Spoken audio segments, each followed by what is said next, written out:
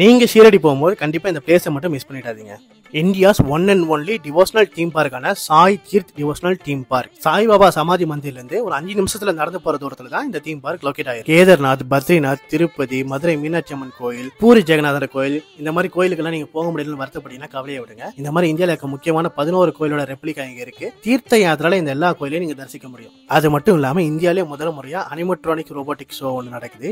இந்த ஷோல சாய்பாபா அவரோட 2 டிவோட்டி கிட்ட நம்பிக்கை மற்றும் பொறுமையோட முக்கியத்துவத்தை பத்தி பேசுவாரு. இங்க லங்கா தாகான்னு சொல்லிட்டு ஒரு 5D தியேட்டர் எக்ஸ்பீரியன்ஸ் இருக்கு. ஸ்ரீலங்காவை அனுமர் எப்படி எரிச்சாருங்கிற ஸ்டோரியை கம்ப்ளீட் 5D எக்ஸ்பீரியன்ஸ்ல நீங்க பார்க்க முடியும். எல்லாத்தோட முக்கியமானது என்னன்னா சப்கா மாலிக் ஏக்னு சொல்லிட்டு சாய்பாபாவோட வாழ்க்கை வரலாறு, அதாவது சாய்பாபா பிறந்ததுல இருந்து சமாதி ஆகிற வரைக்கும் அவரோட ஸ்டோரியை 1 hour படமா போடுறாங்க. எல்லாருமே கண்டிப்பா பார்க்க வேண்டிய ஷோ இது. ஷோ முடிச்சுட்டு வெளியே வந்தீங்கன்னா சாய்பாபாவை நேரில் வந்து உங்களுக்கு பிளஸ் பண்ணுவார்.